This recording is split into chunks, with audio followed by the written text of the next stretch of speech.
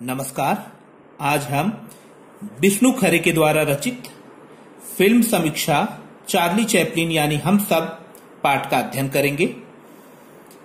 यह पाठ विष्णु खरे ने 1990 में लिखा और यह जो समय है चार्ली के जन्म के 100 वर्ष पूरे होने का है और साथ ही साथ उनकी पहली फिल्म मेकिंग ए लिविंग के 75 वर्ष पूरे होने का है। विष्णु खरे हमें बताते हैं कि चार्ली एक सार्वभौमिक कलाकार है जो समय, भूगोल और संस्कृतियों के परे सभी बच्चों को हंसाता है और साथ ही साथ किसी को भी ये विदेशी नहीं लगता है। और चार्ली के विषय में विष्णु खरे हमें कहते हैं कि जैसे जैसे विकासशील देशों में विकास की बयार आएगी, विकास की लहर चलेगी, वहां टेलीविजन, केबल नेटवर्क का प्रचार प्रसार होगा, डीवीडी, वीसीआर, एलसीडी आदि के माध्यम से विकासशील देश चार्ली के विषय में जान पाएंगे। तो निसंदेह आने वाले 50 वर्षों में उनके ऊपर काफी कुछ कहा सुना लिखा जाएगा। चार्ली की मां को उनके पिता ने छोड़ दिया था। मां एक सेकंड दर्जे की स्टेज अभिनेत्री थी। बाद में वो पागल भी हो गई, लेकिन चार्ली को जो वैल्यूज मां से प्राप्त हुए, चार्ली करोड़पति होने के बावजूद भी उन वैल्यूज को कभी छोड़ा नहीं उन्होंने। लेखक कहता है यह वह समय था जब पूंजीवाद, औद्योगिक क्रांति, उपनिवेशवाद, साम्राज्यवाद का दौर था, जब मूल्यों का ह्रास हो रहा था। लेकिन चार्ली को जो मूल्य मां से मिले उसी मूल्यों के सहारे उन्होंने अपने जीवन को निखारा और आगे बढ़ाया। कुछ लोग ये भी कहते हैं कि चार्ली अपनी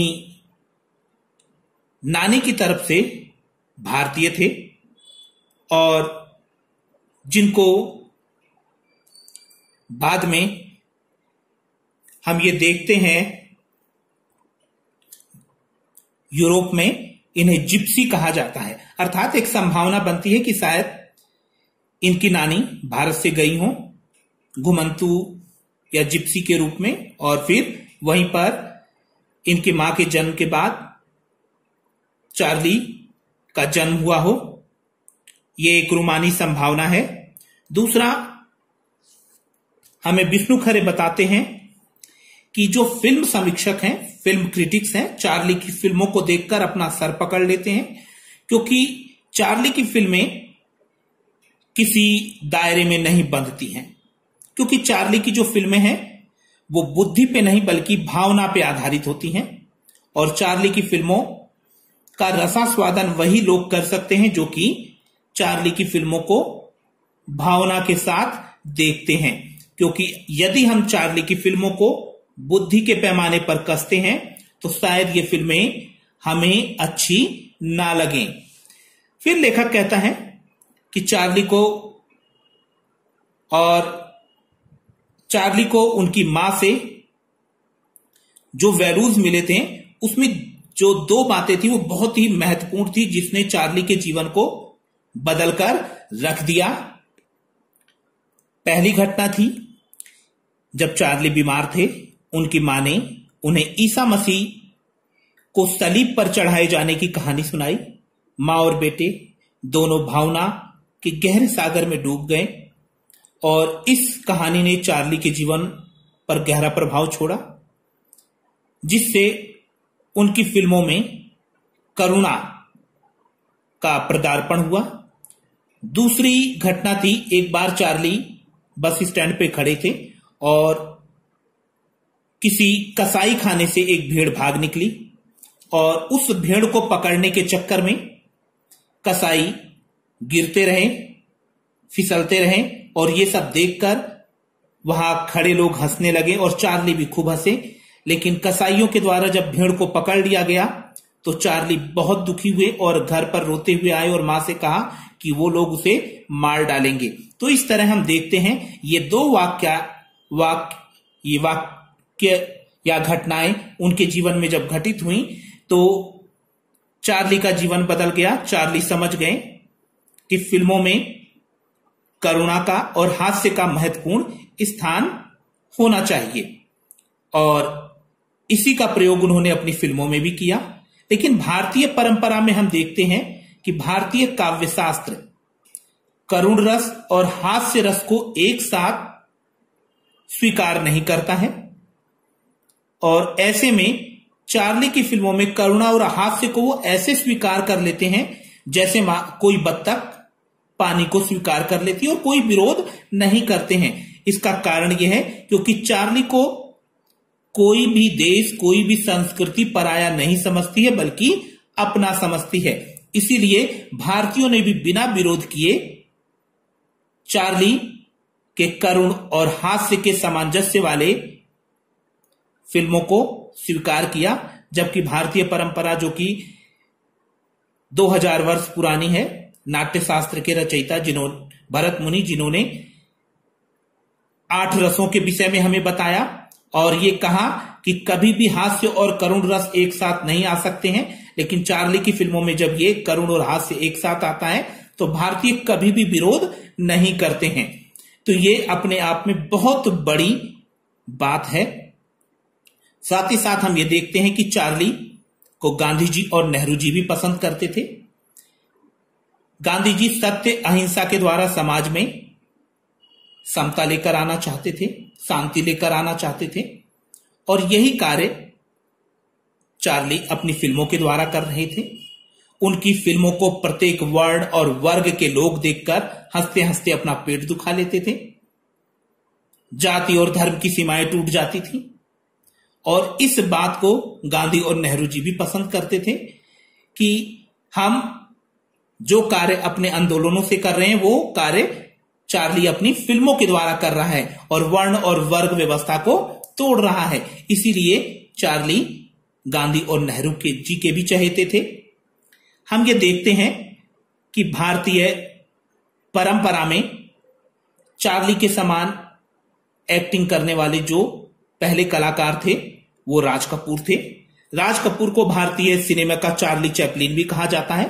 उन्होंने आवारा, श्री 420, छलिया आदि फिल्मों में चार्ली की नकल की और साथ ही साथ अन्य बड़े कलाकारों ने भी उनकी नकल की है।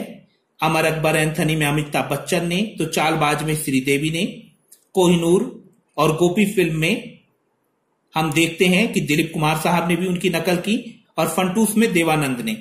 तो चार्ली कहीं ना कहीं सबको अपने से लगे और पूरे विश्व सिनेमा के परिदृश्य में उनका अनुसरण किया गया। हम ये पाते हैं कि चार्ली प्रेमचंद के जैसे हैं। जैसे प्रेमचंद की कहानियां हमें हमारे जीवन से जुड़ी हुई दिखती हैं और हमें लगता है कि जो प्रेमचंद ने लिखा है वो तो हमारे आसपास ही हो रहा है। ठीक उसी तरीके से चार्ली की फिल्में देखकर भी हमें ऐसा लगता है कि ये जो चार्ली कर रहे हैं वो हमारे जैसा ही तो कर रहे हैं। और जब हम चार्ली को ऐसा करते हुए देखते हैं और तो फिर हमको हंसी आती है और हम भूल जाते हैं कि फिल्म समीक्षक क्या कहते हैं, कि फिल्म किस तरीके से बननी चाहिए और किस तरीके से फिल्म के नियम होने चाहिए और रस किस तरीके से आना चाहिए। ये हम एकदम भूल जाते हैं क्योंकि चार्ली हमें जाना पहचाना लगता है, वो हमें अपना सा लगता है। लेखक कहता है कि कला पहले आती है और उसके नियम बाद में आते हैं। तो ठीक उसी तरीके से कला हम देखते हैं चार्ली की किसी भी नियम में नहीं बंधती है और यहां पर हम ये मानकर चलते हैं कि जो चार्ली की फिल्में हैं कला सिद्धांत को तोड़ती हैं और नियम की अपेक्षा, बुद्धि की अपेक्षा भावना पे बल देती हैं, क्योंकि कला पहले आती है और उसके नियम बाद में आते हैं। जैसे पहले प्रथम किसी व्यक्ति ने डांस किया होगा, फिर उसके बाद उसके नियम बनाए गए होंगे। जैसे पहले कविता लिखी गई होगी, फिर उसके बाद उसके रस, छंद, अलंकार और भाषा की बात की गई होगी। तो इसी तरीके से हम ये मानते हैं कि ओटिंगर या जेम्स एजी ने कला के विषय में क्या कहा, हमें उससे कुछ लेना देना नहीं है। बस हम तो चार्ली की फिल्में देखकर अपना पेट दुखाते रहते हैं। चार्ली का जैसे हमने कहा कि वो हमें अपना सा लगता है। और साथ ही साथ बस्टन कीटन चाहे कितने ही बड़े कॉमेडियन क्यों ना हो, लेकिन चार्ली जैसी पॉपुलैरिटी उनको नहीं प्राप्त हुई। साथ ही साथ हम ये देखें, काफका चाहे कितने भी बड़े साहित्यकार क्यों ना हो, लेकिन उन्हें भी प्रेमचंद जैसी लोकप्रियता नहीं मिली, क्योंकि ये लोग आम जीवन से नहीं जुड़े, जबकि चार्ली और प्रेमचंद आम जीवन से जुड़े। इसीलिए लेखक प्रेमचंद और चार्ली को एक समान मानता है। साथ ही साथ हम देखते हैं कि लेखक हमें बताता है कि गाहे बेगाहे लोग अपने आप पर लोगों को हंसने का अवसर देते हैं। ऐसा एक त्योहार हमारे यहाँ होली है, जहां पे लोग एक दूसरे को रंग गुलाल लगाकर हंसते हैं और एक दूसरे का हंसी मजाक उड़ाते हैं। शहरी परंपरा में तो हंसी मजाक का जो एक तरीका है वो भी बदल रहा है। हम गांव में ये परंपराएं ज्यादा देखते हैं, लोग एक दूसरे की नकल करते हुए, लोग जीवन से जुड़ते हुए एक दूसरे के साथ हंसी मजाक करते हैं। लेकिन चार्ली अपने आप पर स्वयं हंसता भी है और लोगों को अपने ऊपर हंसने का अवसर भी देता है। और चार्ली स्वयं पर सबसे ज्यादा जब हंसता है जब वो अपने आप को बहुत ही गर्वोन्मत्त पाता है, कॉन्फिडेंस आत्मविश्वास से भरा हुआ पाता है और कल्चर्ड सभ्य संस्कृत व्यक्ति समझता है। और जब वो अपने आप को श्रेष्ठ समझता है और साथ ही साथ वज्रदापी कठोरा पानी, वज्र से भी ज्यादा अपने आप को कठोर समझता है, मृदुनु कुसुमादापी और पुष्प से भी ज्यादा कोमल समझता है, तो समझिए कि कुछ ऐसा करने वाले हैं कि सभी लोग अब उन पर हंस देंगे। तो इस तरीके से विष्णु खरे हमें बताते हैं कि हम सभी लोग आईने के सामने जब खड़े होते हैं तो हम सभी चार्ली चैपलिन हैं। और पाठ का नाम भी इसीलिए रखा गया है चार्ली चैपलिन, यानी हम सभी लोग चार्ली चैपलिन है, क्योंकि हम सभी लोग जब अपने आप को आईने में देखते हैं तो मानो ऐसा महसूस करते हैं कि हम सभी चार्ली चैपलिन और हम सब में चार्ली मौजूद है। और इसीलिए चार्ली एक सार्वभौमिक कलाकार हैं और सारी दुनिया के लोगों के द्वारा ये पसंद किए जाते हैं। धन्यवाद।